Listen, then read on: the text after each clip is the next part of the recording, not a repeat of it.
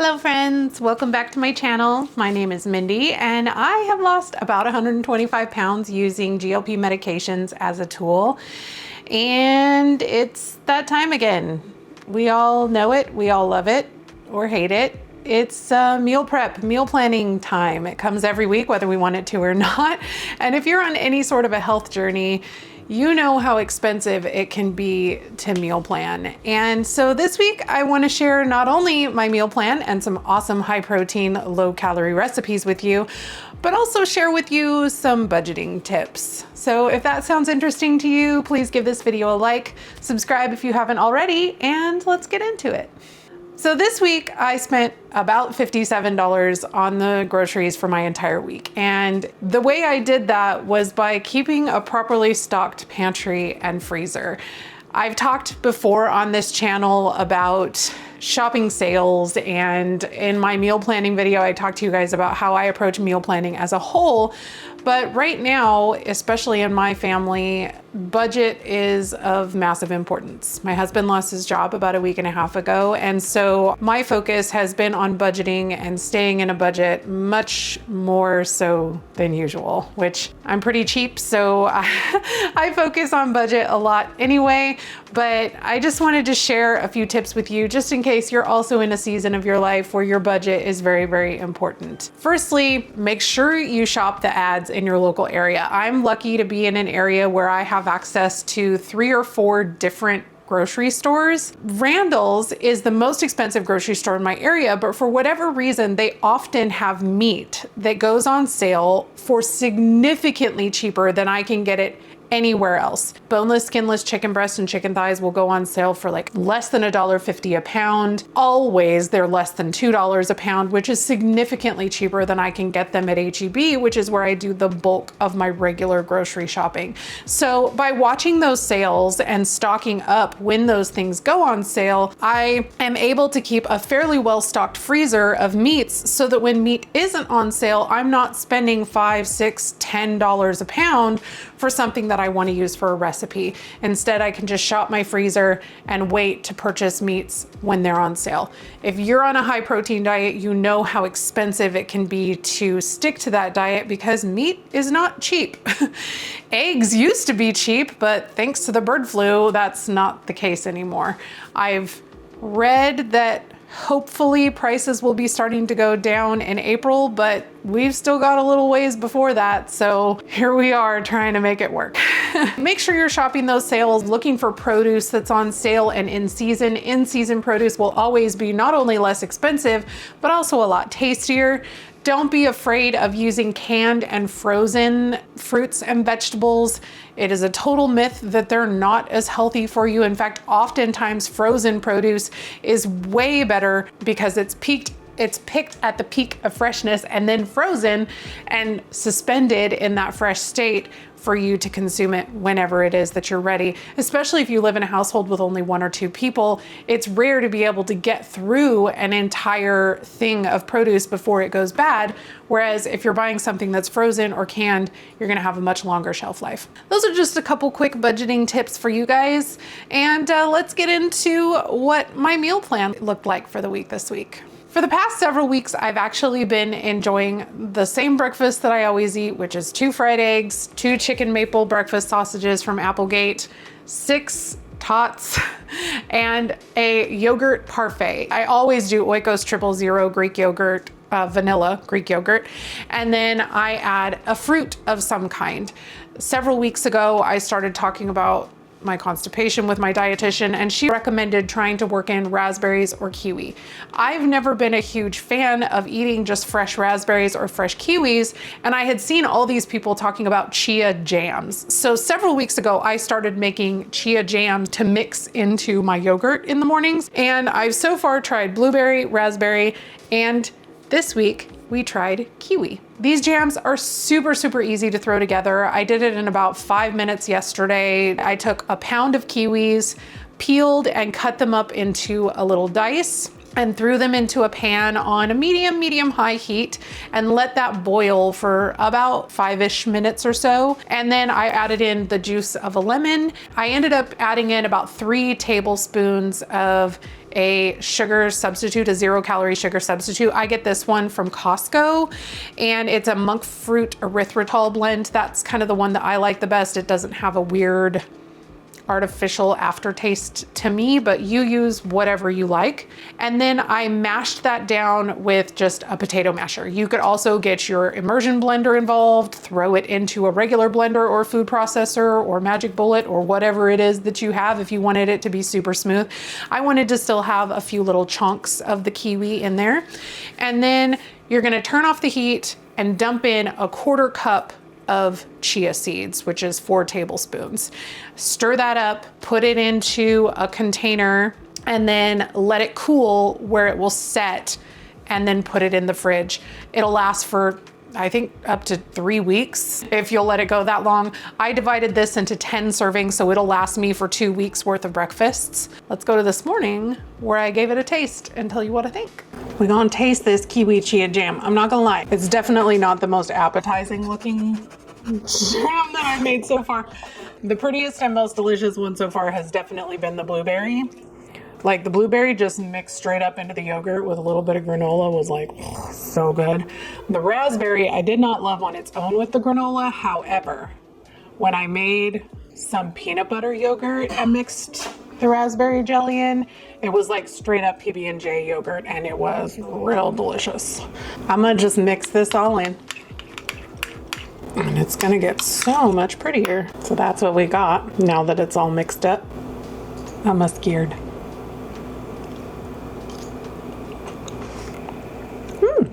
But it's not bad. I like it better than the raspberry. Still not as good as the blueberry, but yeah, that's pretty good. Assuming that it helps as much as my dietitian says that it will on the constipation front, that's not bad. I get the little pop of the seeds every once in a while, but nothing like the raspberry. The raspberry is just, raspberries are so seedy. So many seeds. But I know that that's kind of the point. Like the fiber in the seeds is what I'm sure is helping with the clean out. So like I didn't want to just strain out the seeds because that would be counterproductive. I probably went a little heavy on the lemon because it's very lemony and bright, but I actually kind of like that, especially with the yogurt. The granola is a must-have to have that little bit of coconutty, cashewy, crunchy. See you guys for lunch. This was inspired by the Good and Gather meatballs at Target. If you guys missed my Target macro-friendly Target haul shopping video, definitely check that out. I found some fantastic macro-friendly stuff at Target. I'm not usually a big Target shopper, but I have been obsessed with the Good and Gather meatballs and sausages, their salad mixes, especially the avocado toast one, and then of course the favorite day reduced fat ice cream that is higher in protein. Oh, so good. My favorite flavor right now is definitely s'mores. If you can get your hands on that, so good. The cookie dough isn't bad either, and also the chocolate pecan pie, chef's kiss. Cannot say enough good things. Anyway, I plan on doing, I think, a taste test or like a ranking video for you guys soon. So if you're interested in that, let me know down in the comments. When I found these turkey home style meatballs, the very first place my brain went was Swedish meatballs. I love the Swedish meatballs at IKEA. I don't know if you are also a fan, but they are a major favorite of mine. But they're not the most calorie friendly things, mostly because the meatballs themselves are made of beef and pork, very high in fat. And of course, it's basically a gravy that's the sauce that's on it. So I actually found the recipe for IKEA's Swedish meatballs, not just the meatballs, but also the cream sauce. And I thought, well, if I sub out the meatballs for turkey meatballs and make a couple tweaks to the sauce, I bet I could make this more macro friendly. So that's what we're trying out this week. I started by taking those Good and Gather meatballs and I just cooked them according to the package instructions. I threw them in the oven at like 350. I did do 25 minutes and I wish I had done only 20. I think I kind of dried mine out a little bit, which I'm kind of sad about, but you know, it'll be okay. And then I made the cream sauce. You start by making a roux. It was 40 grams of butter and 40 grams of all-purpose flour. Melt the butter in the pan. Just use a whisk to stir in the flour and let that kind of cook down just a little bit to get that raw flour taste out of the flour.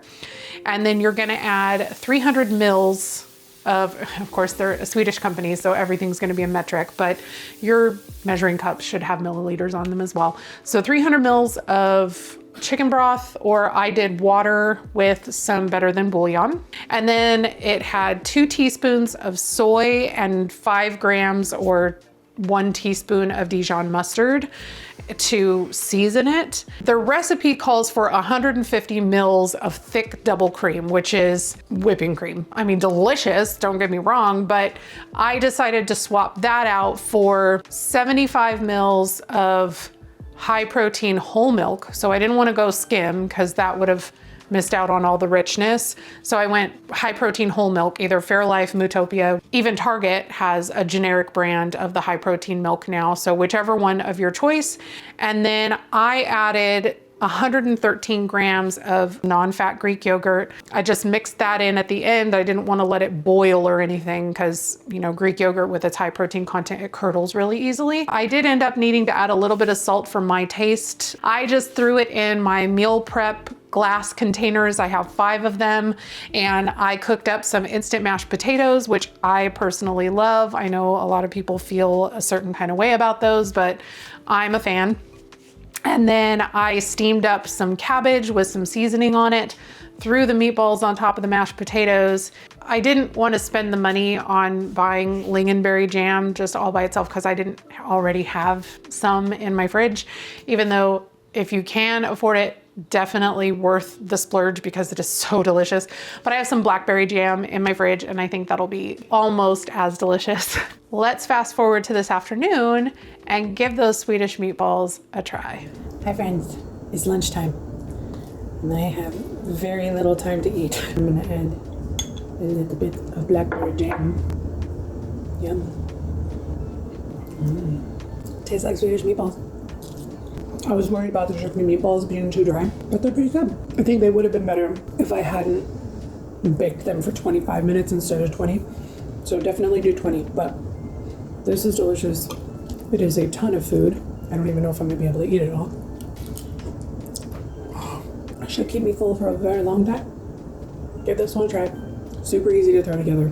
Fantastic macros. I'll put them somewhere on the screen here. And yeah, yummy. For dinners this week, we went with something pretty simple.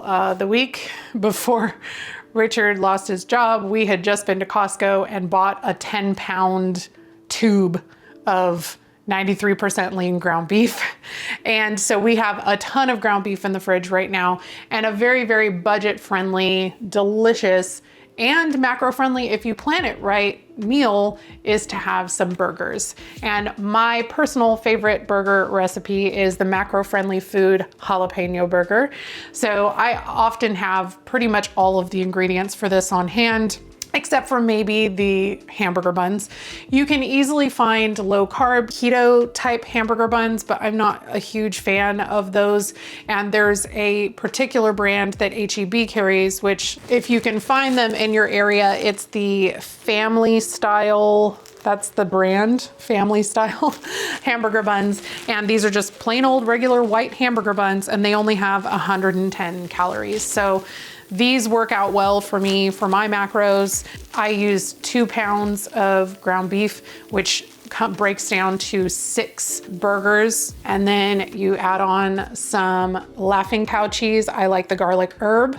And then a little bit of jalapeno jelly, some lettuce, and some sliced red onion. Finish out the meal with some tater tots or French fries from the freezer that you throw in the air fryer. And that is a quick and easy and delicious and very filling dinner. I had to change my clothes when I got home because I was roasting all day today. This burger looks so good. So I use the Badia Complete seasoning. I use that on most things these days because it's just delicious. I will have this recipe linked down in the description, but as far as like the toppings on this burger, but it is so good. Oh, I forgot my pickled jalapenos. Please hold. Pickled jalapenos are delicious and I want them on my burger because I like it spicy. So obviously you can use whatever toppings you want on your burger. My husband wanted some Havarti cheese. And that's it. And I'm gonna give it a bite.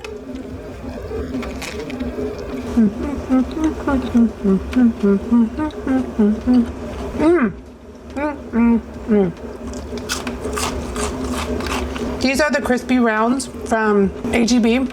Ore-Ida has them, they're called crispy crowns. Those ones are a little thicker, so they don't get as crisp, plus they're a little more expensive, so I buy the generic ones. Oh, I love tater tots. I don't need any sauce to dip them in. I just eat them with my burger. So delicious and nutritious, and it's happy. I'll put the macros for the burger on the screen. I hope you give this one a try. It's super delicious. The last dinner for this week is a honey Cajun pork tenderloin. This is a favorite recipe of Richard and mine's, and we pretty much have all of these ingredients on hand all of the time. I buy pork tenderloin whenever it's on sale. It often goes on sale at either HEB or Randall's for around $1.50 to $1.99 a pound. So I will pick up a few of those to throw in the freezer to keep them at all times, because anytime I run across a pork recipe, I will use pork tenderloin. Pork loin is way too dry for me. I do not enjoy it at all, but the texture and flavor of pork tenderloin is supreme. And the macros are almost identical to pork loin, but it's just way, way better in my opinion. All you need for this recipe is a 2-pound package of pork tenderloin. There usually come 2 tenderloins to a package. So you're gonna start by preheating your oven to 375. The recipe says to rub the seasoning all over the tenderloins, but I recommend waiting until after you sear them to put the seasoning on, because I find that to get the temperature high enough to get enough of a sear on the outside, the spices tend to burn.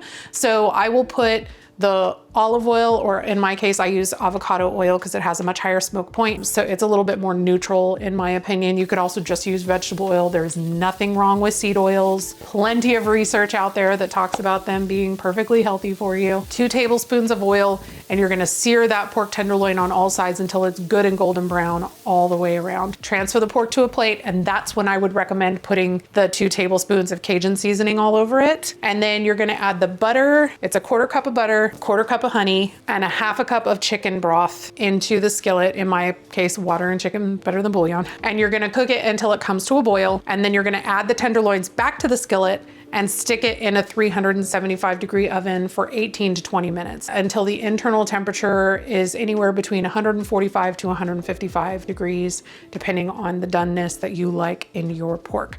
We tend to like ours a little bit less done, and just remember that while it's resting, carryover cooking will continue to raise it higher, and pork is perfectly safe to eat at 145 degrees. So then you're just gonna take that out of the oven, let it rest for a little bit, tent it with some foil, stick it in a covered Tupperware dish, and then I just slice it up, and we're gonna eat it with some roasted potatoes and my favorite green beans. They are so delicious. I just let them sit there and simmer for about the time that it takes for the pork to cook.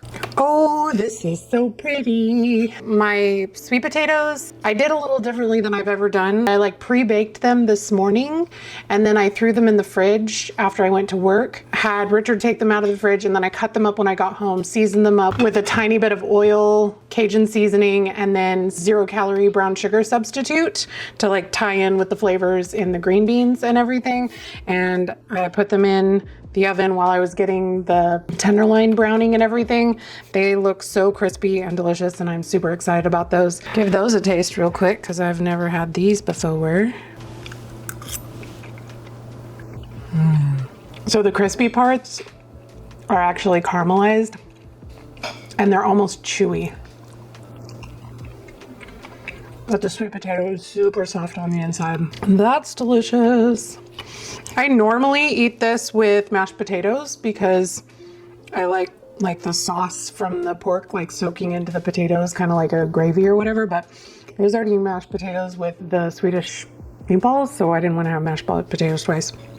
Plus I had some other potatoes that I needed to use up left over in the pantry, so I used those for Richard, and then I made the sweet potato for myself. Let's have some pork and green beans. A little bit sweet from the honey, a little spicy from the Tony C's. Very well seasoned. So delicious. So satisfying. This was a week of bangers, y'all. Give these a try. I hope that this video gave you some good ideas to hopefully make it easier to stick to a budget when you're meal planning. Meal planning doesn't have to be overly complicated. Find a way that makes it work for you. I also don't spend a ton of time meal prepping on the weekend because I value the time that I get to have with my husband when neither of us are working. Well, right now he's not working at all, but I still do work during the week. Let me know down in the comments if there's any of these recipes that you've tried already. And if not, what's your favorite budget-friendly recipe? If you're interested in a deeper look on how I approach meal planning as a whole, please feel free to check out this video. Thank you so much for being here and for watching. Thank you all so much for your prayers and encouragement regarding Richard's job hunt. I will be giving you guys an update later this week on everything that's been going on. Thanks once again to my Buy Me a Coffee members, without whom none of this would be possible. And I think that's it. I will see you guys in the next one. Bye, guys. We're on a journey, looking back on the things that we've taken for granted, but feels like we're learning to be better without what's been holding us back now.